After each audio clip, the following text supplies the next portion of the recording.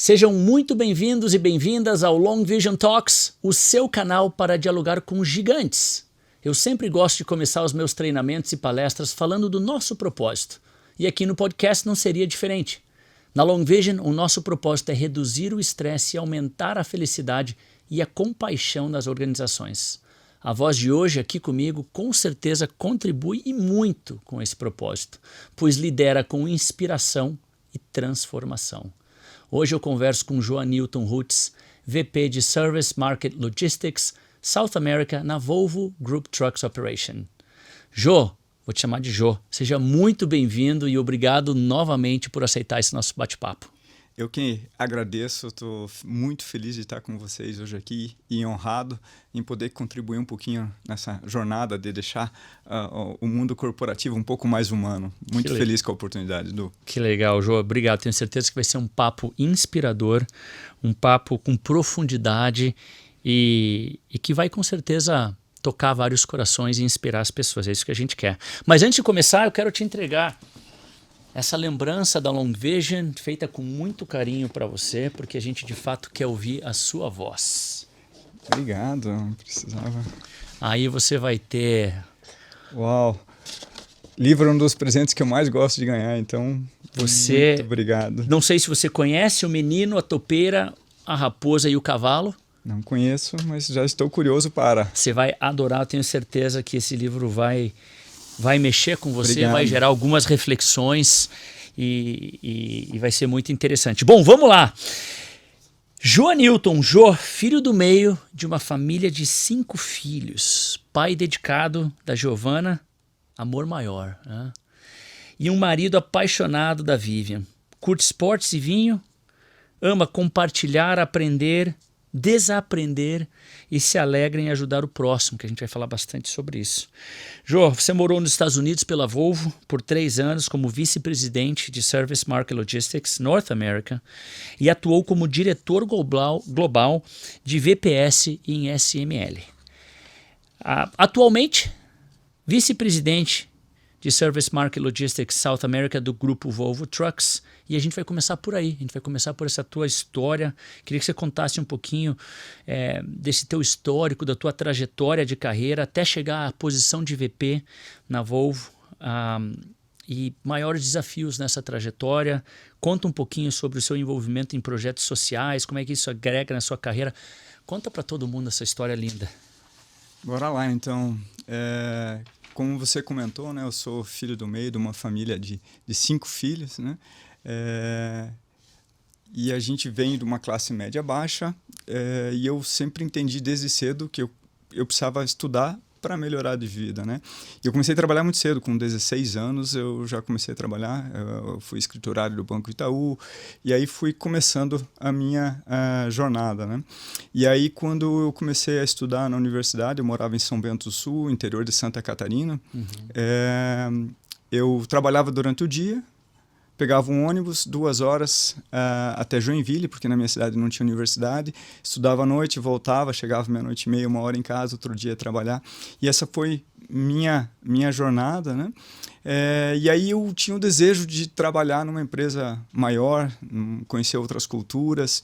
E eu fui mudando de vários empregos. E um dia eu estava trabalhando numa empresa de imóveis, eu era responsável do setor de importação e exportação. Começava a se falar de logística no Brasil naquela época e abri uma pós-graduação em Joinville. Foi a primeira pós-graduação do sul do Brasil. Obviamente São Paulo, Rio já tinham, mas no sul foi uma das primeiras pós que falava de logística. Eu me interessei pelo assunto e aí um dia na aula o pessoal da Et Company que estava contratando para a Renault foi lá e apresentou uma vaga e sabe quando você olha a vaga você fala assim, é isso que eu quero. É para mim. E aí eu me apliquei, mas quando eu cheguei, vindo do interior, eu brinco com o pessoal, né? Eu tive que emprestar terno até para fazer entrevista, né? O pessoal da Renault, eu estava começando, mas todo mundo já ia engravatado, de terno. Eu tive a certeza no processo que eu não passaria. Eu falei, não, tem muita gente boa. Os caras chegavam de Rolex, não sei o quê. Eu falei, não vai dar certo, né? E fui passando no processo. E acabei entrando na Renault e uma das primeiras lições de liderança que eu tive foi no processo de contratação. Me conta mais. eu estava na entrevista com o Alain Tissier, que é uma das pessoas que eu tenho um carinho e uma gratidão, porque foi ele que viu em mim o que eu nem mesmo acreditava que eu podia ter. Ele é um francês, obviamente, que veio para instalar a Renault aqui no Brasil, e no processo da entrevista, naquela época, não existia e-mail como a gente tem hoje, computadores, obviamente que já existia, mas eu digo, os e-mails eram todos impressos. Ele tinha uma pilha de e-mails na mesa dele. Estamos falando de que ano, Jô? 98, fim de 98. E aí eu estava começando minha carreira, tudo bem que eu tinha começado a trabalhar desde cedo, mas o meu currículo tinha 6 páginas. Quando ele pegou meu currículo, ele olhou para mim no começo da entrevista e falou: "Você acha que eu tenho tempo para perder com você? Tá vendo essa pilha de currículo aqui? Você acha que eu preciso saber onde você estudou o 2º grau, o nome do teu pai, o nome da tua mãe?" E foi riscando o meu currículo, com todas as informações desnecessárias que eu tinha colocado no currículo. E aí eu tive a certeza já de início da entrevista que eu estava fora, né? Sim. Mas eu falei, como que eu aproveito esse momento para tirar o máximo possível dele? Como é que eu aprendo o máximo possível? E eu não me deixei abalar e fui... Falei, vou continuar a entrevista como se eu ainda tivesse chance. E aí fui fazendo perguntas, e a gente foi conversando. E, em resumo, a nossa entrevista demorou quase 2 horas. E aí, no final, ele olha para mim e fala: "Jô, não sei bem porquê, mas eu gostei de você. Se você me fizer 3 perguntas inteligentes, a vaga é tua." E aí, eu querendo parecer inteligente, fiz uma pergunta sobre o setup logístico da Renault mundialmente e tal. Ele gostava muito de desenhar, ele desenhou como é que funcionaria, mas ele falou: "Não tem nada não é sobre isso que eu quero saber de você, Jô." E aí deu um insight divino e eu comecei a perguntar sobre cultura, né? Como é que era a cultura, quais eram os valores da Renault, quem seria meu chefe, como é que eu seria treinado. E aí ele foi fazendo os checks. Ele queria saber se eu era um good match, né? Se eu teria uma boa... bom fit com a cultura da Renault, e se eu estava sabendo efetivamente onde eu estava entrando. E aí eu consegui entrar na Renault, né? Pessoal, essa história virou lenda, porque na época eu fazia entrevista, era aberto, o pessoal fazendo entrevista e o pessoal trabalhando. Então meus amigos tiravam sarro de mim muito tempo lá na Renault por causa dessa entrevista. E aí eu fiquei 10 anos na Renault, passei em diversas áreas da logística, fui crescendo. Foi lá que eu tive minha primeira experiência como líder, né? Como chefe, ainda que o pessoal lá alguns brincavam, né? Falando de liderança humanitária. Eu já tive a fama de acharem que eu não tinha coração, Edu.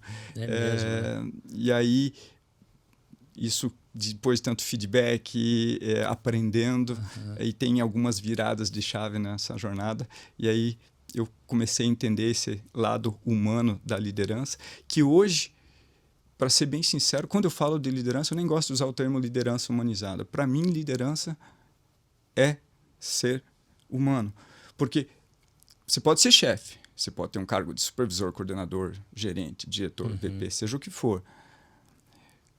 Mas para ser líder não é você que decide. Ser líder significa ter liderados.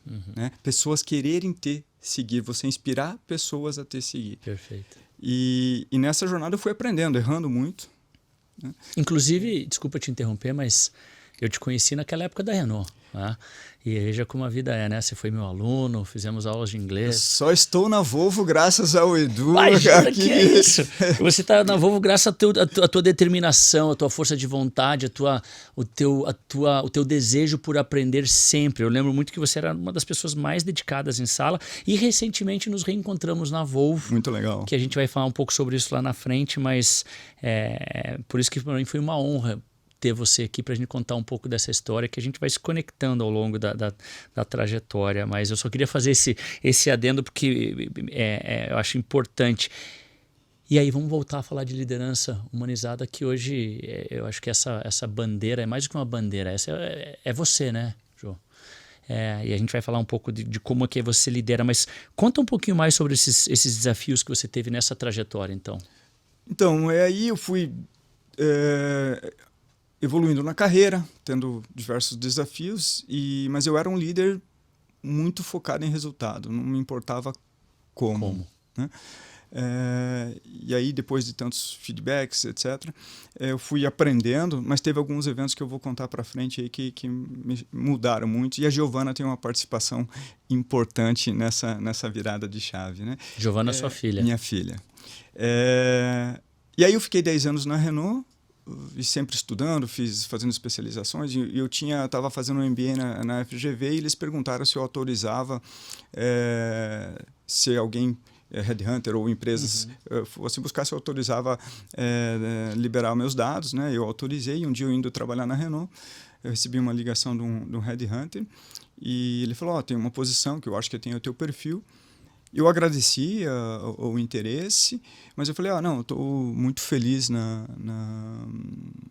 Renault, não estou buscando sair da Renault, mas eu brinquei com ele. Falei, só vou sair da Renault o dia que eu for para a Volvo. A única empresa que vai me tirar da Renault é a Volvo. Ele falou, olha, Jô, a vaga é confidencial, eu não posso abrir a empresa contratante, né? Mas você vai gostar. Mas eu recomendo fortemente que você venha falar comigo. E isso foi em 2008, então aí eu mudei para a Volvo. Numa época que a Volvo estava adquirindo várias empresas e se reestruturando, então teve várias reorganizações, o que me possibilitou, eu sempre enxergava as mudanças como uma oportunidade, me possibilitou ter diferentes posições na Volvo, né? E aí me desenvolvendo numa parte que eu acabei sendo reconhecido um pouco sobre a parte de Lean Manufacturing, aprendi sobre isso. E aí teve um período que eu estava aqui no Brasil implementando os princípios Lean na logística, e eu reportava para um VP nos Estados Unidos, e ele falou, Jô, você vem para cá, você precisa construir essa jornada aqui também. Eu estava recém-casado com a Vivian, falei, se você topar, vamos embora. E aí a gente foi para os Estados Unidos, então os 2 primeiros anos foram bem intensos. Aquela adaptação, cultura. Mas foi uma jornada muito legal. Eu cuidava de todos os centros de distribuições que a gente chamava regionais, nos Estados Unidos, Canadá e México. Eu controlava mais ou menos minha agenda, então de viagem eu conseguia balançar e ter um equilíbrio. E aí, nisso, aparece a pessoinha, a Giovana, que nasceu nos Estados Unidos, né? Nasceu em 2016. Foi aí uma das grandes... Eu entendi o sentido da vida a partir do momento que a Giovana apareceu na minha vida, né? E eu acho que esse lado humano, que talvez não era tão forte, ou estava escondido adormecido lá dentro de mim, floresceu. E aí, ao mesmo tempo que veio a Giovana estava com mais ou menos 6 meses. O meu VP, que era um belga, por problemas pessoais com a família, teve que voltar para Europa. E ele falou, Jô, você é o cara que eu quero que fique no meu lugar. E um dos aprendizados, já entrando um pouquinho na linha do desafio, eu não ponderei o lado profissional com o lado pessoal, o quanto demandaria essa nova função e se era o momento correto de eu assumir aquela responsabilidade. Eu acabei aceitando o desafio. Ou seja, você era o sucessor em linha ali do teu líder. Do meu líder, e ele voltou para a Europa e eu acabei assumindo a posição dele nos Estados Unidos, né? Uma cultura bem diferente do que a gente tem aqui, numa maturidade operacional muito mais baixo, por incrível, né? Às vezes as pessoas se surpreendem, né? Hoje nós somos referência aqui no Brasil para o grupo em termos de performance, em termos de maturidade operacional. E lá nos Estados Unidos era uma realidade bem diferente. Então demandava muito para fazer as mudanças, tinha que estar muito perto da operação e ao mesmo tempo a Volvo se passando por uma reestruturação. Eu tinha que estar todo mês na Suécia e às vezes viajando sábado, domingo. Eu basicamente viajava toda semana e inclusive alguns fins de semana. E aí passou 6 meses que eu estava na minha função. A Giovana nessa altura já estava quase com 1 ano. Minha esposa chega para mim e fala, Jô, quer ficar? Tudo bem, eu estou voltando, porque se é para criar uma filha sozinha sem rede de apoio aqui, eu estou voltando. Uau. Isso foi em dezembro. eu pedi um tempo, falei, não, a gente vai ficar junto, só preciso de um tempo para organizar. Eu tinha recém assumido. E esse foi talvez um dos grandes desafios, né? Porque às vezes quando você almeja na tua carreira uma função, uma posição, Sim. era essa que eu almejava. Sim. E eu falei, não, eu vou abrir mão disso para eu ficar, para a gente ficar junto como família. Isso foi em dezembro, janeiro, eu estava em Memphis, nos Estados Unidos, onde fica o nosso centro de distribuição central, maior centro de distribuição nos Estados Unidos. Minha mãe me liga que meu pai tinha tido um AVC, né, e recomendava fortemente que a família voltasse para o Brasil, porque o risco dele não sair da cirurgia era grande. Consegui chegar no Brasil 2 dias depois, ele ficou na UTI 4 semanas. Eu aqui no Brasil, mas chegou um tempo que eu falei, eu vou ter que voltar para os Estados Unidos para trabalhar. Sim. E aí eu estava com a minha esposa, né, infeliz. Sim. Eu falei para ela, fique aqui, eu vou para os Estados Unidos, eu vou ter que viajar, então ao menos aqui você tem o suporte da tua família, mãe, amigos, irmã. E eu volto para os Estados Unidos. Na semana que eu volto, o meu pai vem a falecer. E eu não consigo chegar a tempo do funeral. Eu brinco que eu vi, brinco não, né? Eu tento descontrair, mas é algo que sempre me pega muito. Eu vi o funeral do meu pai numa câmera de celular. Puxa.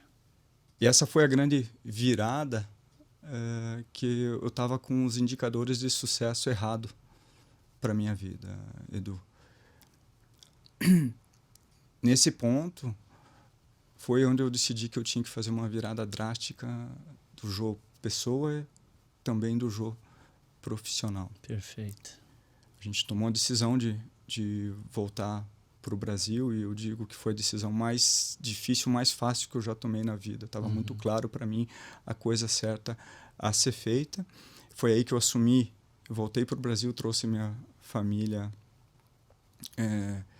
para o Brasil, assumi uma função global, tinha que viajar mais ou menos aqui elas estavam, tinha uma rede de apoio. Eu continuei viajando muito, continuei aprendendo, mas já fazendo os ajustes que eu precisava, que eu entendia que eu deveria fazer. E antes de voltar para o Brasil, quando eu já tinha digerido um pouco a morte do meu pai, já estava certo que eu teria uma função, quando tudo estava já mais ou menos encaminhado, eu novamente em Memphis tive uma crise de diverticulite, que eu tive um furo no meu intestino. Nossa. Fui levado às pressas para centro de emergência, depois me levaram para um hospital, quase fui para uma cirurgia de emergência e fiquei internado 7 dias no hospital. E o médico, a primeira coisa que ele olhou para mim e falou, se você não mudar de vida, você vai morrer, Jô. É isso que você quer para a tua vida? Desculpa te interromper, Jô, mas cara, é tão importante isso que você está trazendo e a tua experiência, a tua vivência, porque a intenção aqui dessa nossa conversa é que as pessoas escutem, se inspirem. E quando você fala que eu estava com indicadores de sucesso mal ajustados, né, e teve essa coragem e a lucidez de definir para você o que era precisava ser feito, né? A intenção é que muitas pessoas que nos escutem, que talvez estão nesse momento também de, pô, volto para o Brasil, não volto, aceito essa posição. Não, claro que não tem uma fórmula mágica, você tem que fazer o que você sente, mas é um testemunho muito forte e importante, né? Eu escutei de pessoas várias, você tá maluco voltar para o Brasil, né? Você tem uma função de VP nos Estados Unidos. E teve um livro que me ajudou muito, do Clayton Christensen. Ele era reconhecido em Harvard ele é um professor de inovação muito reconhecido, faleceu na época da pandemia, não por Covid, mas por câncer. E quando ele descobriu que ele estava com câncer, ele escreveu um livro que fala sobre isso, como medir sucesso, o que é sucesso para você. E ele refletiu sobre a própria vida dele, e aquele livro para mim assim foi fenomenal. Marcou bastante. E aí eu entendi algumas mudanças, e uma das promessas que eu fiz quando eu voltei dos Estados Unidos para o Brasil, quando eu escutei desse médico, Lá na Volvo a gente fala muito do cuidado ativo, né? Começa cuidando de mim, depois eu cuido de você e deixo os outros cuidar de você. Eu prometi para mim mesmo do que eu ia cuidar de mim em primeiro lugar, que se eu queria cuidar bem das pessoas que eu amo, da minha família, das minhas equipes, eu tinha que, em primeiro lugar, estar bem comigo mesmo. E concordo 100% com você. Não é à toa que no avião, quando despressuriza a cabine, a gente primeiro coloca a máscara em nós e depois, né, na criança. Eu quero pegar essa tua fala, porque eu falei para você que tem um momento da nossa conversa que eu escolho uma frase aqui para conectar com o que você está trazendo desse livro. E eu acho que eu não acredito em coincidência, né, mas a frase que eu escolhi antes foi o seguinte. Tá aqui na conversa o cavalo, a topeira, a raposa e o menino. E começa assim: qual foi a sua maior descoberta? Perguntou a topeira. Que basta ser do jeito que eu sou, respondeu o menino. E aí, como é que a gente conecta essa? Qual foi a tua maior descoberta nesse momento?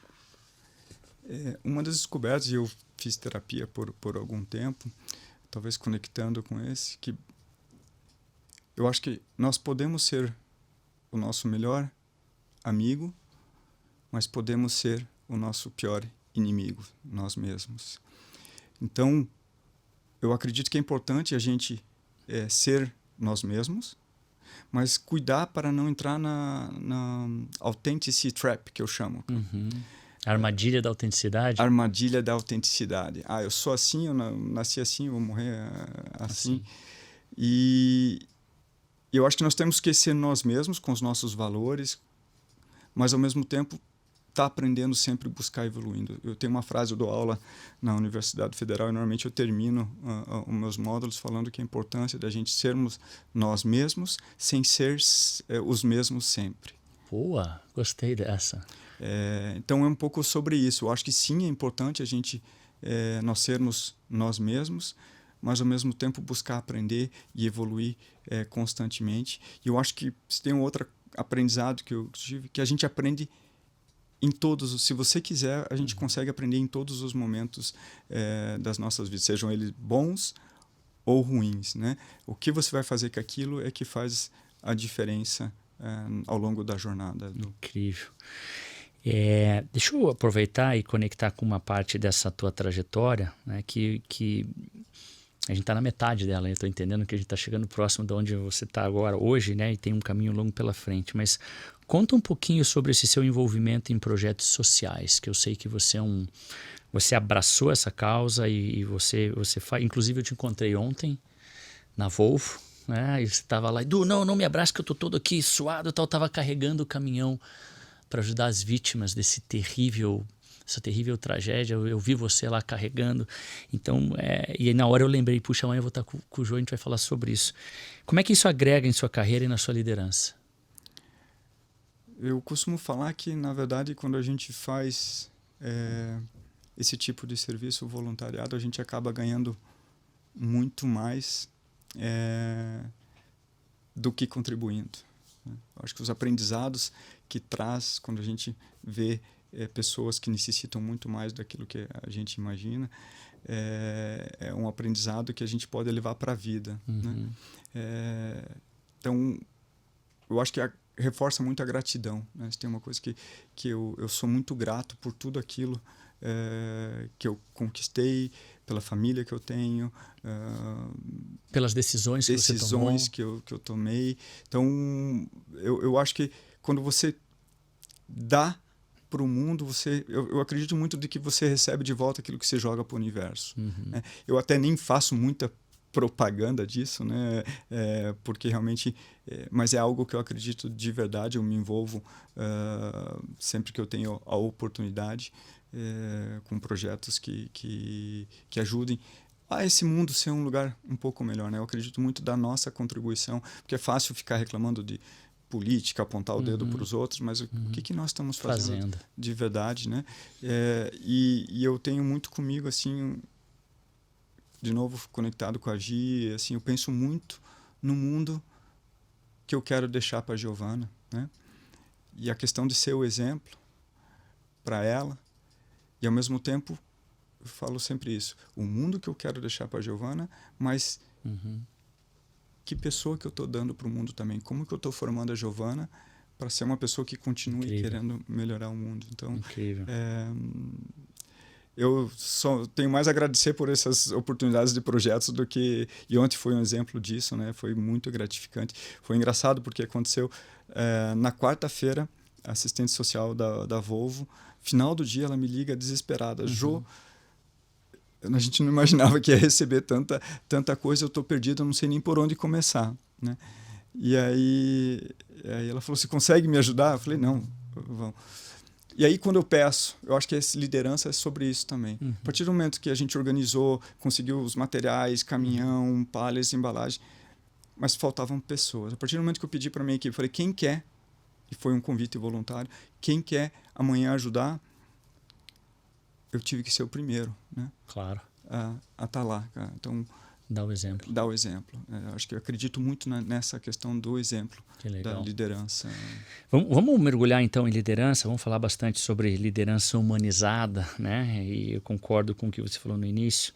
Eu acho que você já contou um pouco para nós aqui de como é que foi esse ponto de partida, de virada do Jô, né? Quando é que você começou a olhar mais, não apenas para o resultado a qualquer custo, né? Mas essa liderança mais humanizada.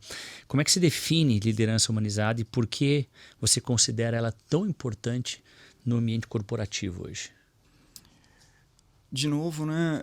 Eu acho que foi uma jornada, não foi assim mudar, não acontece da noite para o dia uma mudança dessa, né? Então eu sempre gostei de aprender e de pedir feedback. E o feedback que eu mais recebia é, cara, você é muito duro, muito frio, você só fala muito de dados, fatos, né?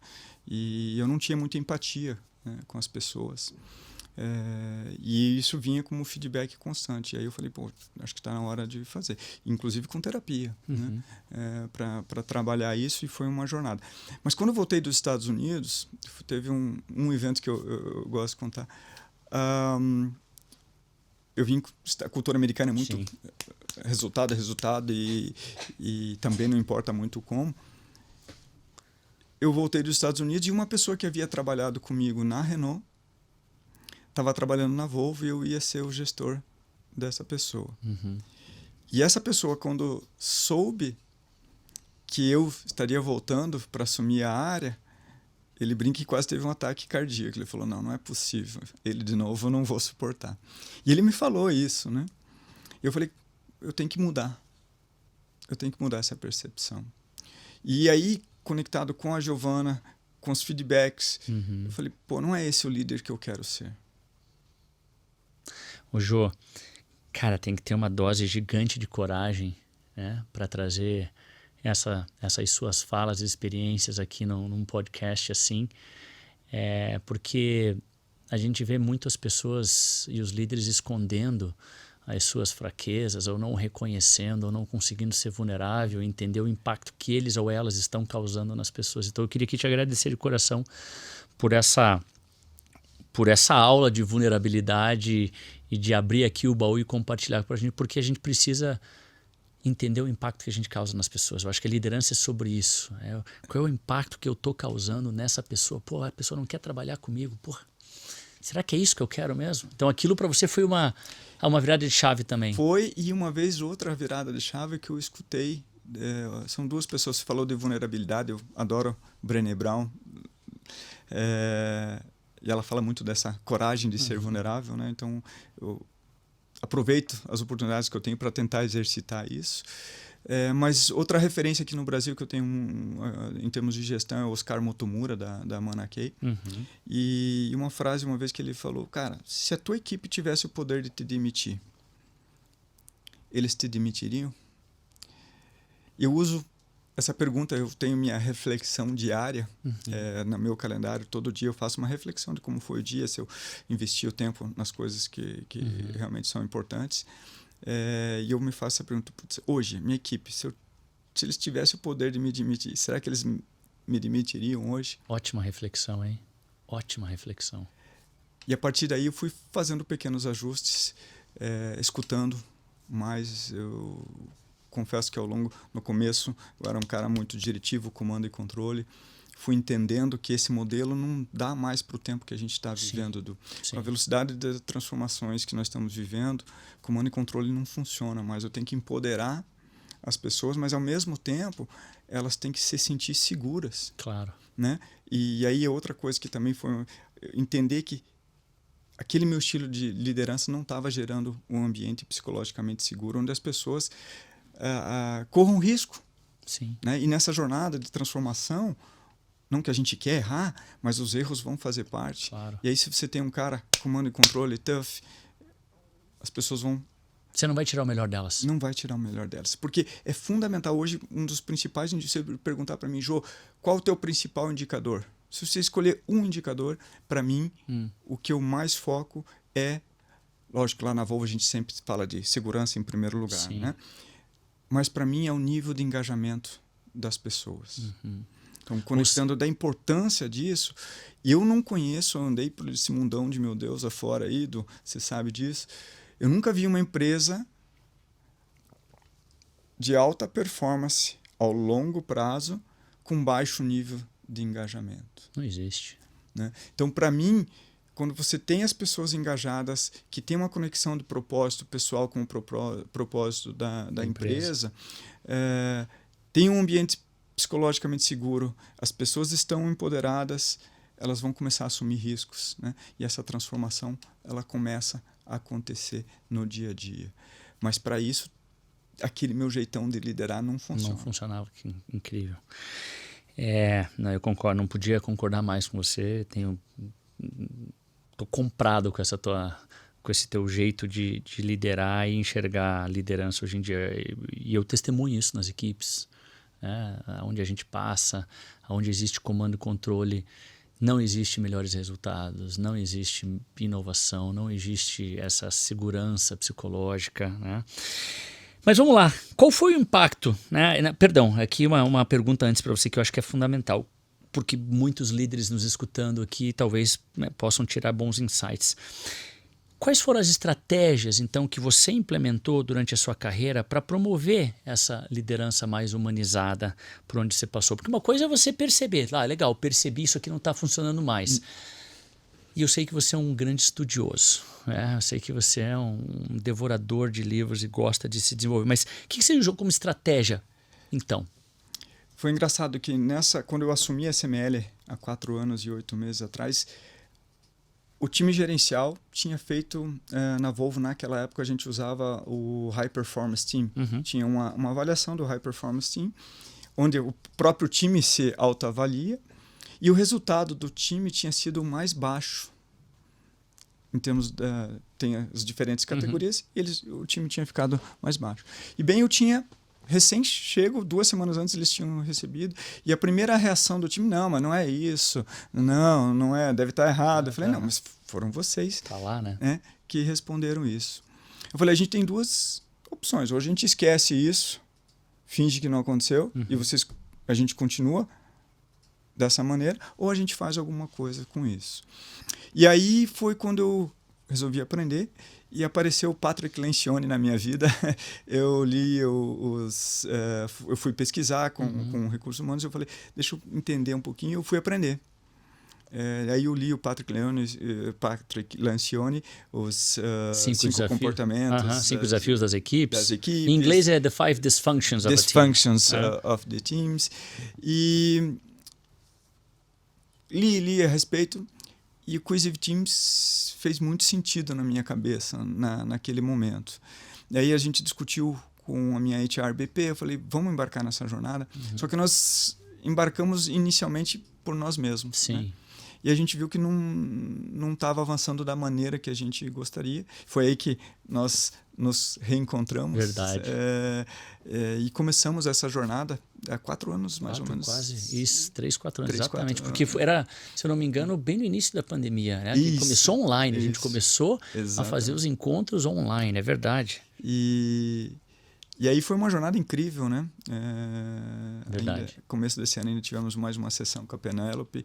Então, não existe fórmula pronta. Acho que cada pessoa, cada empresa tem que identificar qual é o seu caminho e ver, principalmente, baseado na sua cultura e na cultura que quer ter, né? Porque eu acho que quando a gente fala de liderança humanizada, a gente está falando de cultura também, né? Perfeito.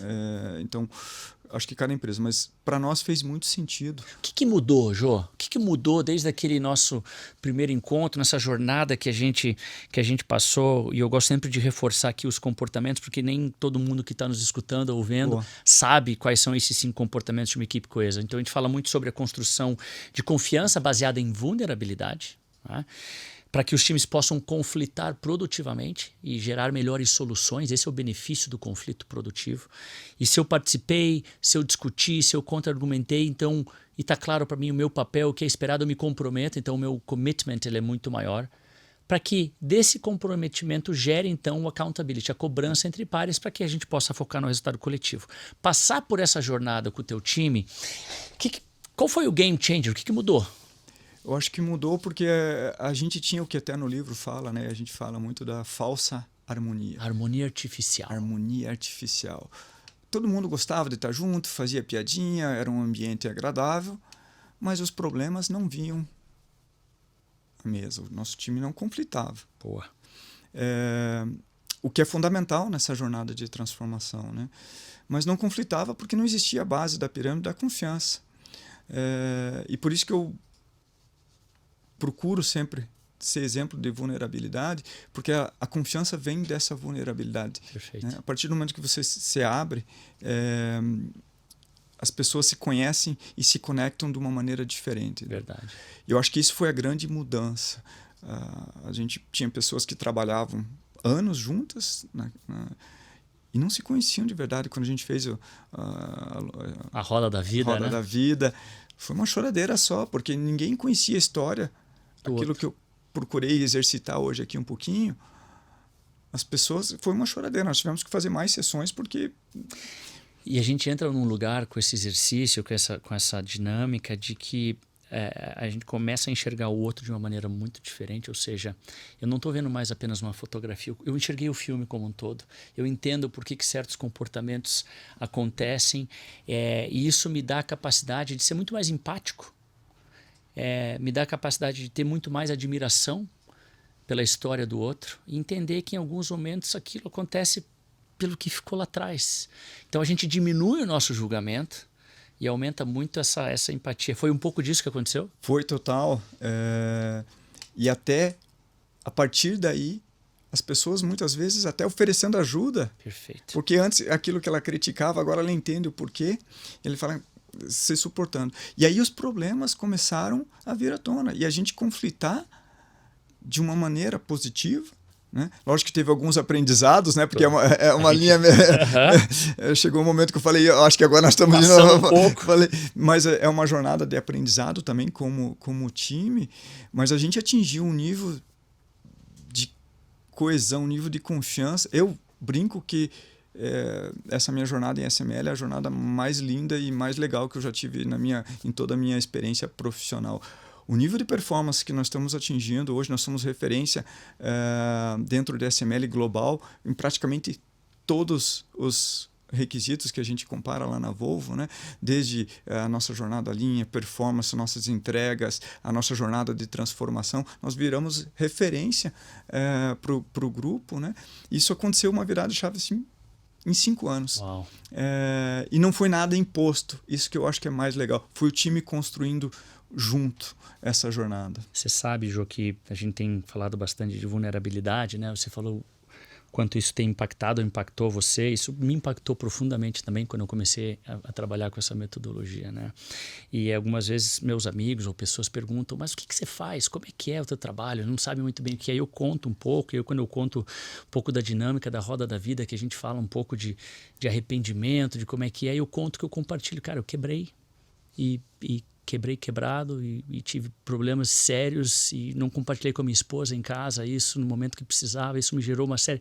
E as pessoas, pô, mas você fala isso, você conta, você não tem vergonha de contar. Como é que eu vou ter vergonha da minha história? Como é que eu vou ter vergonha daquilo que eu passei? Eu cresci na dor, eu cresci no aprendizado. Mas não é fácil ser vulnerável, não é fácil você assumir uma falha, você assumir que você não manda bem nisso, assumir que você pisou na bola. Como é que foi esse processo da vulnerabilidade para você? E onde é que você está nesse lugar hoje? É uma jornada também, né? E eu acho que no começo, principalmente, é importante você medir aonde você pode ser vulnerável. Boa. E aonde não. Boa. Porque se não tiver uma cultura, se não for um ambiente seguro, acho que tem que estar atento. Boa. Então, para mim foi de novo uma jornada, e eu avaliando, aqui é um momento de não ser vulnerável, né?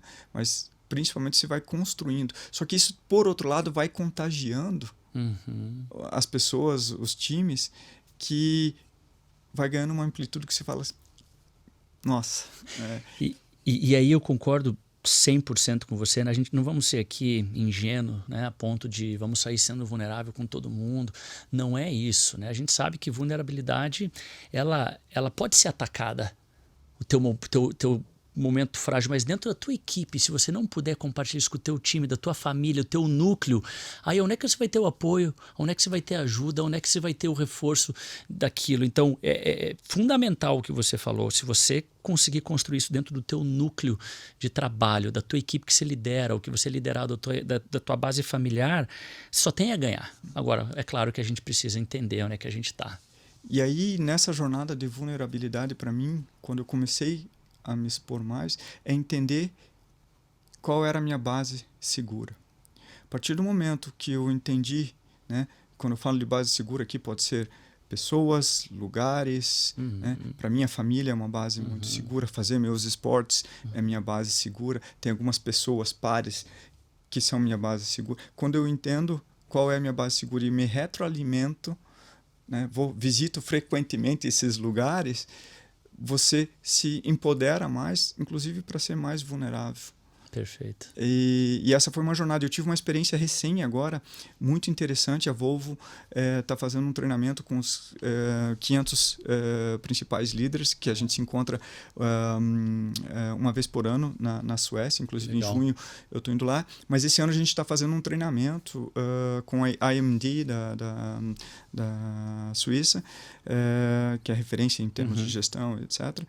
E eu tive 3 semanas atrás, eu tive na Suíça, a gente estava numa turma de 60, então eu brinco que eu era o menor lá, porque era VP para cima, SVPs, e nós fizemos esse exercício num grupo pequeno, eram 60 pessoas, foram quebrados em grupos de 6 pessoas, e coincidentemente, adivinha o que eles fizeram? Roda da vida. Roda da vida.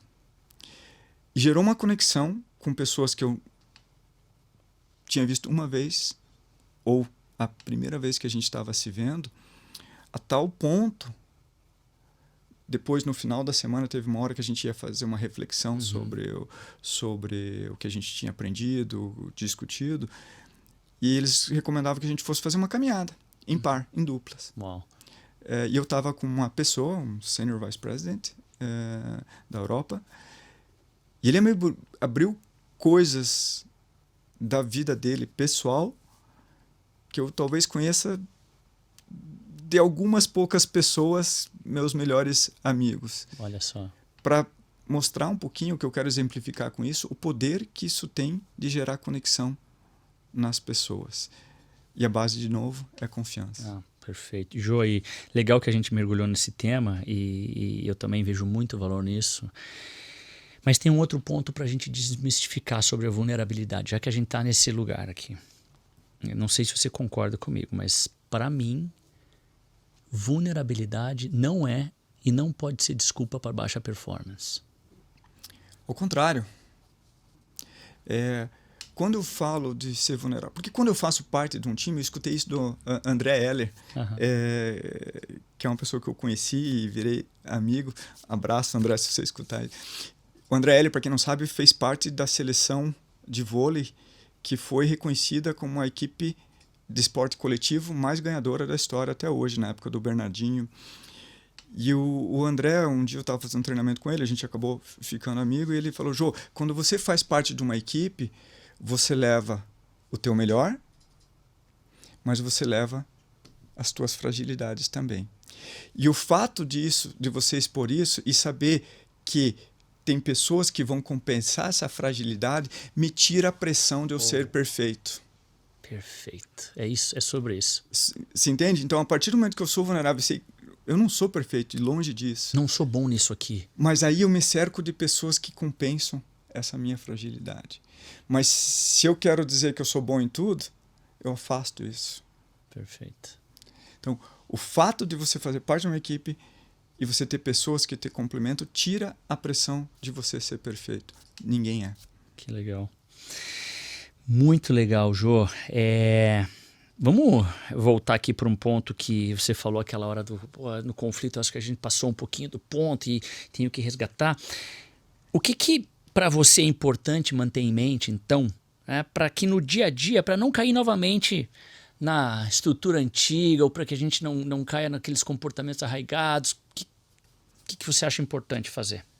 Primeiro, eu acho que tem que manter, né, a mentalidade de crescimento, de aprendizado, que é uma jornada. Né? Isso tem que estar na agenda. A gente tem que estar revisitando.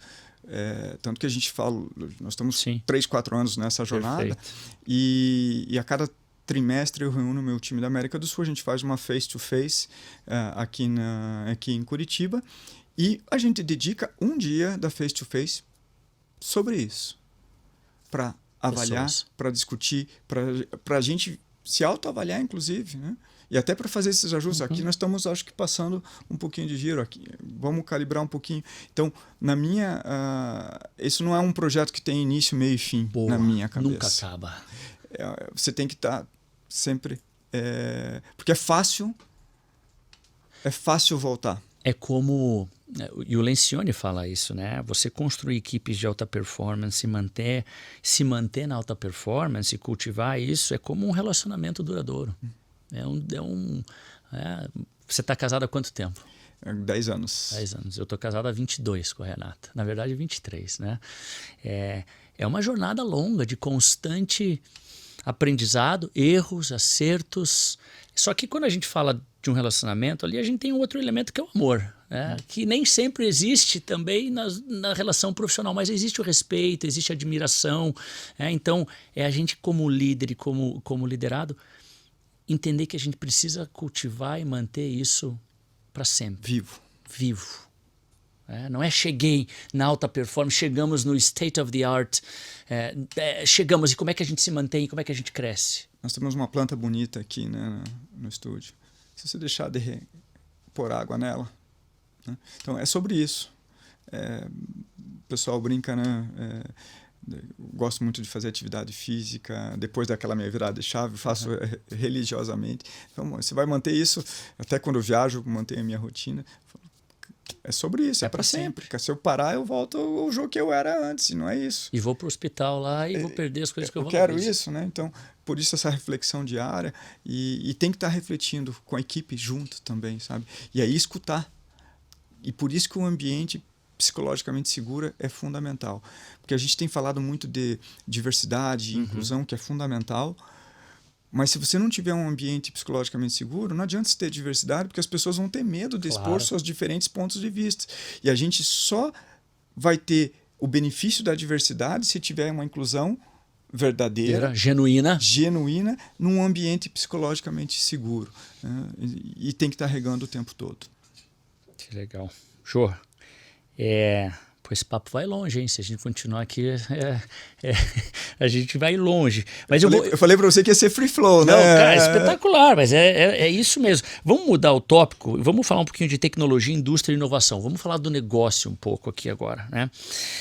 E sei que logística como diria a Penélope, it's your cup of tea, né? É a tua especialidade, né? Mas como é que você viu a indústria de logística e transporte evoluir ao longo dos anos? E, bom, vamos parar por aí. Como é que você viu essa evolução? Eu acho que foi eu participei, eu acho que dessa evolução, né? Eu comentei no início que eu fiz uma das primeiras pós. A gente, lá em 98, a gente estava tentando entender o que era logística, né? Porque existiam transportadoras, mas ninguém olhava toda a cadeia de maneira integrada, né? Então, isso evoluiu muito ao longo da jornada, e obviamente que a tecnologia agora tem acelerado ainda mais isso, né? E com isso, a expectativa dos nossos clientes ela aumenta muito, né? Sim. Hoje, se você pede uma comida no iFood, se demora mais de meia hora, você fala, pô, que é isso? E você consegue acompanhar teu pedido desde a aceitação, onde está, se saiu. Isso só vai aumentar. Então, à medida que a logística foi evoluindo, e eu acho que ela evoluiu por até uma pressão dos clientes e vai continuar assim, né? Então, antes a gente se contentava, você ligava, lembra como é que era pedir comida alguns anos atrás, antes do iFood? Você ligava, tinha que torcer para alguém atender no restaurante, o cara anotar teu pedido. Vai chegar quando? O cara dava uma resposta padrão para todo mundo, 1h30. Não cabe mais hoje isso, né? E toda a estrutura do iFood, aliás, é uma empresa que eu também admiro e leio e estudo bastante a respeito. Eu entrevistei o Gustavo Witt, que é o CHRO do iFood, muito legal. Vale a pena se assistir, vai ter alguns insights bons lá. Assistirei com certeza. Eu li o livro do iFood, o cientista executivo, histórias fantásticas, né? E é sobre logística, né? O negócio do iFood fundamentalmente é sobre logística, né? E eu acho que isso só vai aumentar com a questão da tecnologia, com os dados. A gente consegue ter hoje dados para fazer análises preditivas, né? A gente já está falando de veículos autônomos, né? Hoje nós já temos em teste veículos autônomos. Lá na Volvo? Na Volvo, operando veículos autônomos. A questão da eletrificação, um ponto importante na evolução da logística é a questão da sustentabilidade, né? Sim. Esse é outro tema que vai ganhar. É só ver o que a gente está vendo no Rio Grande, né? Sim. Então, tem que vir para a agenda. Acho que tem várias empresas, a gente está liderando um pouco esse movimento, mas eu noto o movimento, mas ainda é pouco. Então, isso vai influenciar também a maneira que a gente faz logística. Deixa eu aproveitar, porque você está falando já um pouco do futuro. O que você acha? Quais são as tendências que você acredita que irão moldar o futuro da indústria logística? O que você acha? Você falou um pouquinho, mas traz um pouco mais de... Esse tema da sustentabilidade, para mim, vai mudar completamente como a gente faz logística, inclusive influenciando no footprint global, né? Porque a gente vem de uma evolução, voltando um pouquinho na evolução, de uma cadeia global. Certo. A pandemia nos mostrou, né, já se começa a falar de uma cadeia um pouquinho mais regional e localizada, mas isso também é cíclico. E o que vai influenciar muito, no meu entender, obviamente que toda a parte de tecnologia, inteligência artificial, eletrificação, veículos autônomos, já está se falando de entrega em drones. Então a tecnologia ela vai evoluir muito. Só não consigo ver o drone entregando um Globetrotter, né? Ainda não. Você já viu o da Embraer? O veículo? Aquele não tripulado? A gente não sabe. Pode ser, né? Por que não? Eu acho que, obviamente que aí a gente está indo num extremo, mas a velocidade que as coisas vão acontecer, eu acho que a gente não tem, a gente subestima o que vai acontecer nos próximos 2 anos, né? E talvez, ou melhor, superestima o que vai acontecer em 2 anos e subestima o que vai acontecer em 10 anos. É impossível prever como vai ser daqui 10 anos, a maneira que a gente vive, consome. Muito rápido, né? A mudança parece que está cada vez mais rápida. E é exponencial isso, né? Existe a questão da lei que a cada 18 meses a capacidade de dados se duplica e isso está acelerando, já está... Então, vai ser numa velocidade tão grande que é impossível prever o que vai ser. E por isso que, voltando àquilo que a gente estava falando, no final, para mim, essa transformação toda vai passar por transformação das pessoas. Outra coisa que eu falo muito, porque no final do dia, para mim, não existe CNPJ. Né? Existe um conjunto de CPFs que formam aquela empresa. Perfeito. Que se essas pessoas não se transformarem, o CNPJ não vai se transformar. E aí, eu acho que você me deu um gancho para a minha próxima pergunta, e a gente está chegando, infelizmente, no final desse papo, que tá legal demais. Acho que a gente sai daqui, vai pro bar e continua. Ia ser uma boa ideia. É sexta-feira mesmo, né? É verdade. Mas para mim aqui, já que você falou disso, que conselho você daria, então, para quem está aspirando posições de liderança hoje? Tem muitas pessoas nos escutando aqui que talvez não estejam nessa cadeira de líder, mas querem chegar lá. O que se dá de conselho? Primeiro, o que eu falo assim, liderar é sobre pessoas, né? A primeira reflexão que eu sempre falo, se você não gosta de lidar com pessoas, você não deve almejar uma posição de liderança, né? Liderar é sobre pessoas. E o grande, principalmente, eu falo muito com gestores e líderes novos, a grande mudança de chave, né? E Rancharan já abordava isso no pipeline de liderança, porque nós somos líderes de nós mesmos. Né? Até enquanto a gente não é líder, o teu sucesso depende muito do que você faz, está muito nas tuas mãos. Né? Lógico que tem que colaborar, etc. Mas a partir do momento que você se torna uma liderança, eu acho que a grande mudança de chave é que teu sucesso não é mais sobre você, é sobre tua equipe. Né? E nem todos conseguem fazer essa mudança. E um conselho que eu dou para todos, e isso vale para mim, independente de liderança, quando me perguntam habilidade, né? Qual que é a principal habilidade de um líder ou de um profissional nessa era exponencial que estamos vivendo, eu falo muito da habilidade de aprender. Aprender, né? Por isso que eu coloco até aprender, reaprender e algumas coisas desaprender, porque algumas coisas que a gente fazia até então e fez sentido em algum momento, não fazem mais sentido no mundo de hoje. E essa reflexão diária, esse ciclo de aprendizado e desaprendizado e reaprendizado contínuo, para mim eu acho que esse é o principal conselho, porque as coisas vão evoluindo muito. E a gente tem que estar constantemente, um exercício que eu faço muito com o meu time é o que a gente deve manter, aquilo que a gente está fazendo bem e faz sentido ainda a gente manter, aquilo que a gente não está fazendo e deveria começar a fazer, e aquilo que a gente deveria parar de fazer. Então, eu acho que essa mentalidade de crescimento, de estar constantemente se questionando o que realmente é importante, eu acho que é fundamental na liderança nessa era exponencial. Jô, eu tenho uma última pergunta para você. Antes da gente ir para o nosso fechamento aqui. Que tipo de legado você espera deixar na tua carreira?